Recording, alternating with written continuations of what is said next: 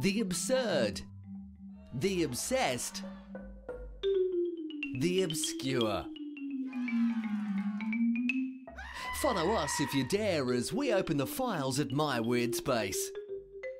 Find out how we solve the problem to a stinky issue. Tuned in to an icy orchestra and got over a fear of heights in a shopping mall. For those of you that enjoy vandalism, your dream has come true and you can now win a prize for it.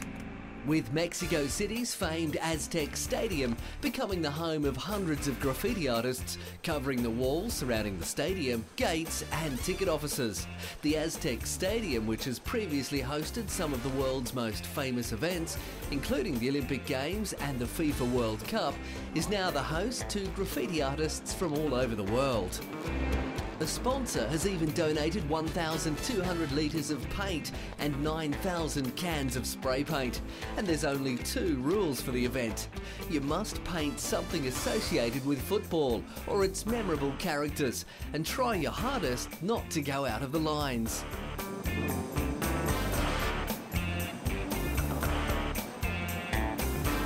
The best murals win prize money of up to $1,500.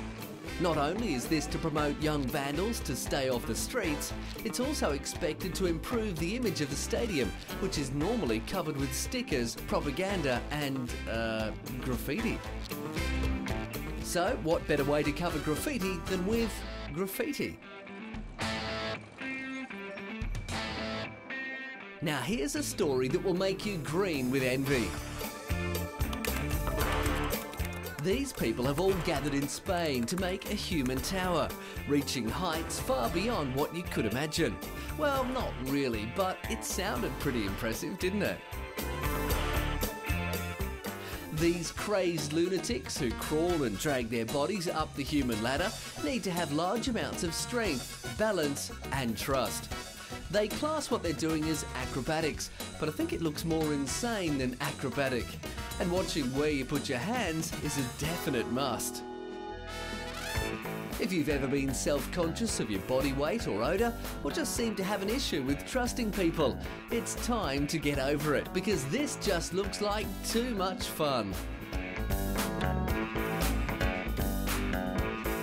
Forget speed dating, let's form human towers instead. With all this touchy feeling going on, this could be a great way to meet singles. Well, maybe not. The towers consist of men, women and sometimes kids, with the strongest and heaviest at the bottom. They even have human tower races, with the first team to reach the top being the victor. Once they've constructed their tower, the lighter of the clan scurries to the top, waves their flag and tries not to fall back down. Gee, lucky they wear those helmets, eh? Welcome to David Chan's art exhibition, with a difference. But so far, everything's looking pretty normal. Canvases, extremely large paintbrush. But hold on, what's this? That doesn't look like paint. No, David prefers to use soy sauce. He'll even go as far as using tomato sauce and mango juice for his artwork. He got the idea when a friend served him a plate of fried rice. The colours and the aromas inspired him. I suppose it would come in handy though if you're feeling a bit peckish. You could just duck out, grab some dim sims and when asked if you'd like soy sauce, you could reply with, "No thanks, I've got some paintings at home." You'd most likely get a confused look from anyone that's around, but at least you'd know what it meant. And sometimes that's all that matters. But David takes his artwork seriously and is in the process of creating a piece to represent the Chinese Year of the Rat. But I smell a rat, or is that more soy sauce? Because this looks more like a stick figure gone wrong. This type of artwork could be called saucy graffiti. It combines sauce and calligraphy. Pretty clever, huh? Now, I know I can't speak Chinese, but this doesn't look anything like a rat.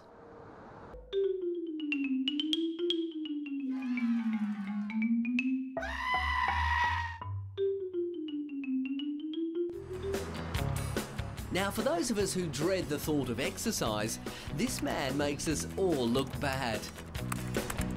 Bored with his day job of being a policeman, he decided to quit and go for a jog.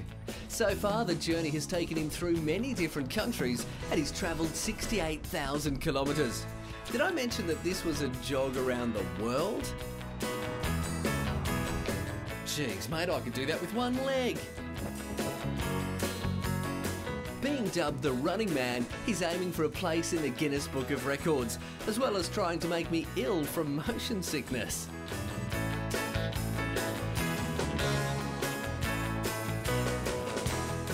Now these guys have the right idea. This is pretty impressive, but I wonder if he could beat me at the longest time sitting on a couch. Yeah, no one's beaten me at that yet. Maybe I really should try to get fit and go for a run every night.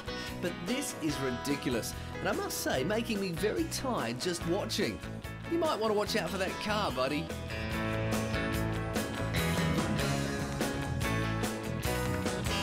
I bet the girlfriend of the Running Man wished she had heard of these little beauties. They are mint insoles for shoes, and with every little pump, they release a fresh minty smell. Oh, minty freshness, it smells divine. The insole has a mint sponge at the heel, which is then fitted into the shoe. A Japanese shoemaker says a sponge that's imbued with mint can help abolish smelly shoes and feet. And this allows the wearer to pump mint fumes with the pressure of the heel every time he or she takes a step. A pair of minty insoles cost about 3,000 yen or $28 US. An insole keeps pumping mint fumes out for about 6 months, or in the Running Man's case, about 6 days. Now all our stinky feet problems are solved. If we feel like taking our shoes off in a restaurant, we can, and never have to worry about being embarrassed by putrid smells and stinky, sweaty feet. Although judging by the look on her face, they don't appear to have worked.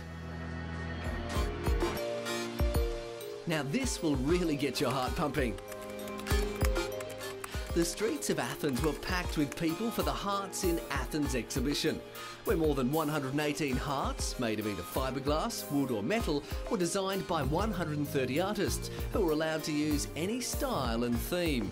The hearts, some reaching close to 2.5 metres in height, were designed by amateur and professional artists, as well as children.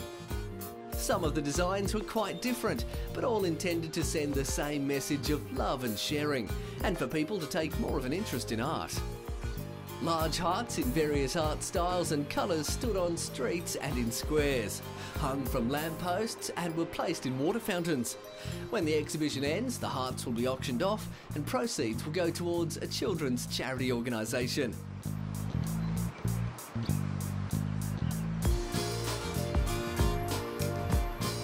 A heart-shaped cow? Ah, so that's where the Heart Smart meat comes from. Or are you yanking my chain? This is certainly one big-hearted town. You may be wondering why these buff, fit and masculine men are in their underwear and running into freezing cold water in the middle of the night. It's because for some strange reason, they, like many other people, believe jumping into freezing cold water is good for their health. I don't think so though, especially when the temperature can be known to plummet to only a few degrees. And you'd think that with all these people walking around in thermal jackets and beanies, that they would tell this man that subjecting himself to below freezing temperatures by bobbing in a barrel of cold water that once would be enough. But oh no, he goes back for another 2 goes. Warm up, kids, you're next. All this excitement becomes too much for some people, as it seems to have sent this lady into a spin.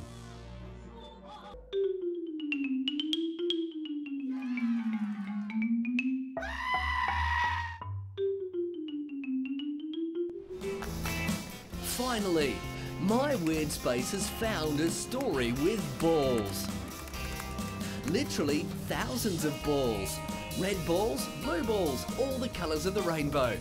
But this left all the members of the local police and street cleaners fuming and wanting to kick some balls.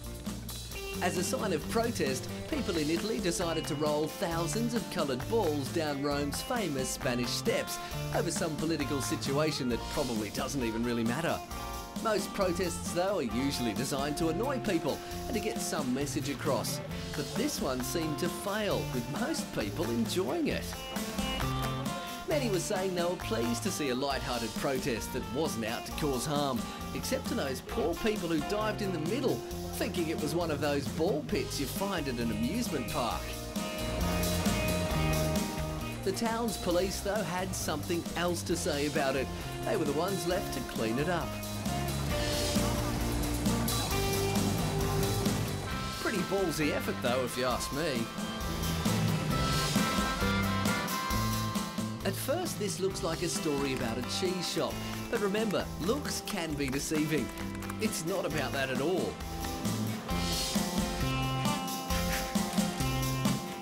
No one ever really looks forward to election time, but in Taiwan, everyone looks forward to what happens once it's all over. And no, it's not because they might have a new parliamentary leader or because some new laws come in saying the price of accommodation is going to rapidly drop. It's because once it's all over, they get to take the flags used to promote the elections and turn them into handbags. This is a new stylish design for handbags and also a new way of fighting global warming. 170,000 flags, which were used as publicity tools during parliamentary elections, will be recycled into 85,000 handbags. They'll be distributed at government-sponsored events as souvenirs to promote environmental awareness. That's great, guys, but I'd really rather a spoon for my souvenir collection. I'm here at the Ice Festival in Norway. Please excuse me while I tune my instruments. It can be quite difficult tuning these things by ear, especially when my head is wrapped in beanies and scarves. Tuning an instrument can take a lot of patience and skill and can be quite frustrating at times.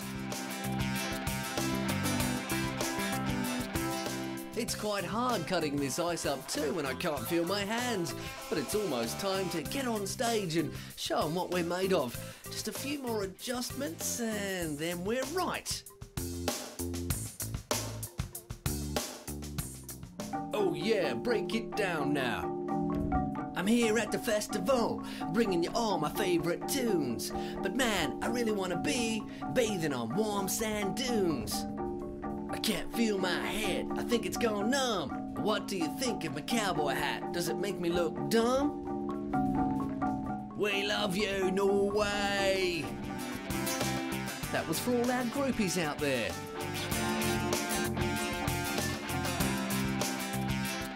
Many of us out there hear on a regular basis that we should slip, slop, slap. Slip on a t-shirt, slop on some sunscreen and slap on a hat. But seriously, how many of us take that much notice? That's where the skin cancer cop steps in. Dr. Ted Daly, who in the real world is a dermatologist, decided that he could do his job better down at the beach. Maybe that's because there's a little more motivation at the beach, or because he can actually get the point across. Knowing that people are at the beach to relax and enjoy themselves, he promotes his awareness in an easy-going way by walking around making general chit-chat and handing out free sunscreen and some easy reading. And we all know we're suckers for freebies. He's a big hit with the kids, and for anyone that's interested, he'll also do free on-the-spot checks of any spots you may think are potentially dangerous. How long you had it? January? Even if he can only get his message across to a small amount of people, it's still worth it. And another day, another job well done.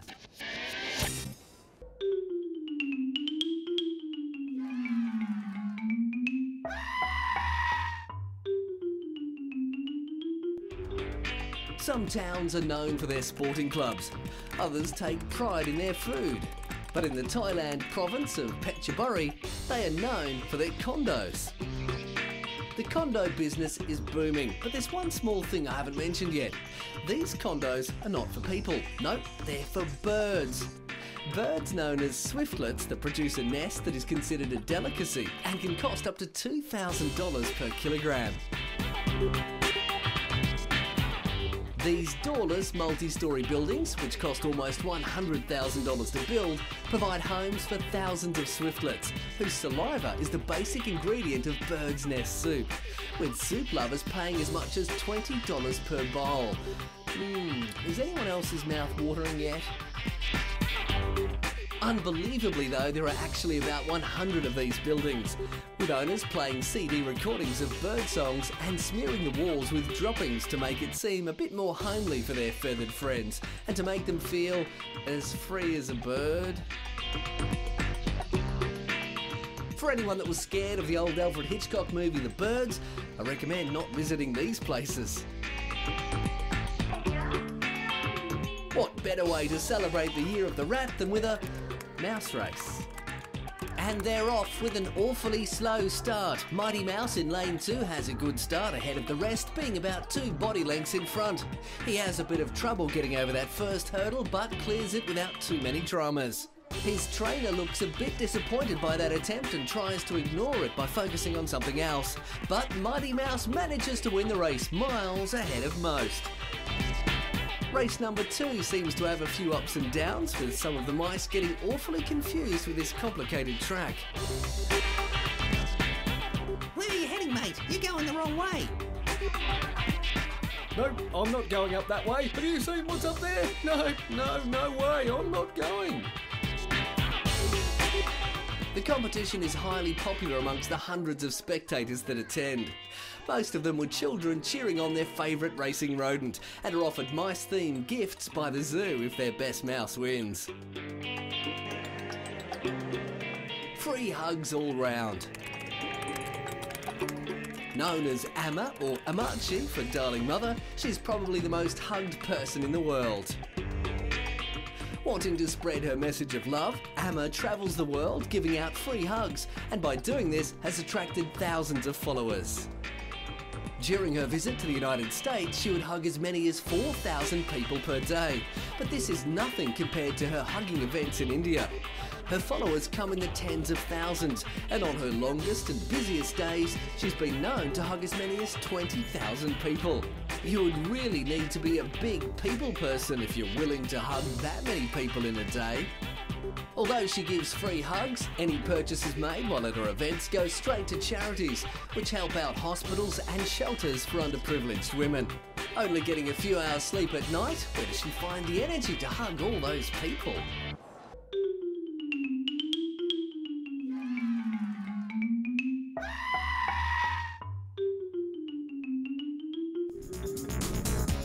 You might want to hold on to your seats for this, because we're going to take you on a pretty wild ride with this story. Welcome to the Chess Championships. But this isn't just any chess championship. This is the test between man and computer, and this competitor is out to beat his opponent, Deep Fritz. Before you go asking what kind of name was that, Deep Fritz is the computer. This particular competitor takes it very seriously. Having played chess since the age of 4, he's known for playing 10 hours a day and analysing 10,000 games a month. I think someone needs a real job and perhaps a girlfriend. These people state that they need to exercise because the computer is more powerful than ever and will be able to analyse over 4 million moves a second.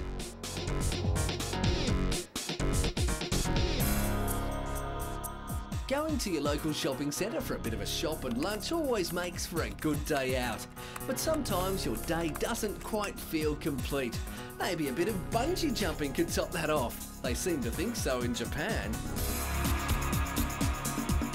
This is one of only 2 indoor bungee jumping facilities in the world, where you can fall from a height of 30 metres, swoop over escalators and dangle over dining onlookers. Organisers will never tell you this, but these are the shoes left behind from some of the victims. Maybe they lied about their weight when getting ready to jump. Jumpers must weigh between 45 and 85 kilograms, but age, back problems and a history of heart failure is no issue at all.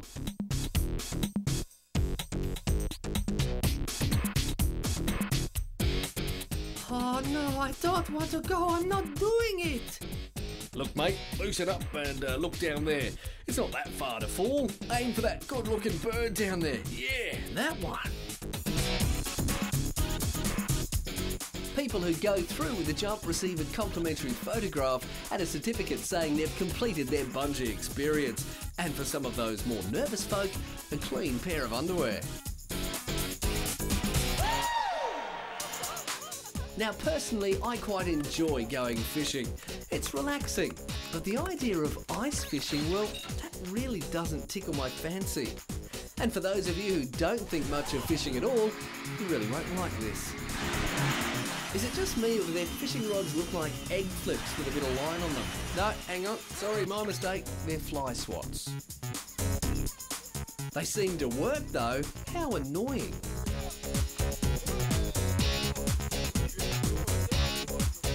This poor fish is trying to be the one that got away. And should we tell this guy that there's no such thing as a fish whisperer?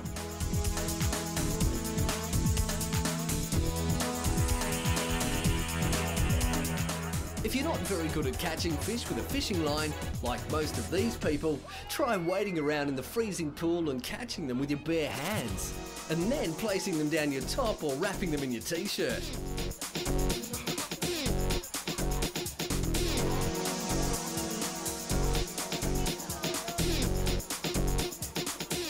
But once all the fun and games are over, prepare yourself for the feast of fish and, well, more fish.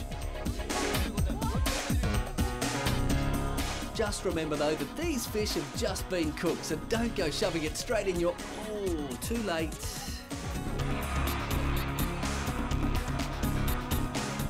Just when you thought we're in the age of the internet and things were only getting more advanced, the people of Japan are trying to bring back letter writing. No emails, the proper good old-fashioned using ink on paper, like we used to in the good old days. But to keep us from freaking out and wondering why we're taking a step back, these people have decided to make stamps that feature us. If you feel like personalising your mail, what better way than with a stamp that has your photo on it? And it'll be great at Christmas to stick the stamp on an envelope. Don't even worry about the card because they'll know who it's from. Think of the money you'll save on all those cards. Actually, it might not save you that much at all. A sheet of 10 stamps will cost you around $9, and who could be bothered lining up in those queues? It does seem to be all the rage over here though, with many families lining up saying, geez, I guess it's a cheaper way of getting a family portrait. Well, I'm off to get my photo taken. See you next time on My Weird Space.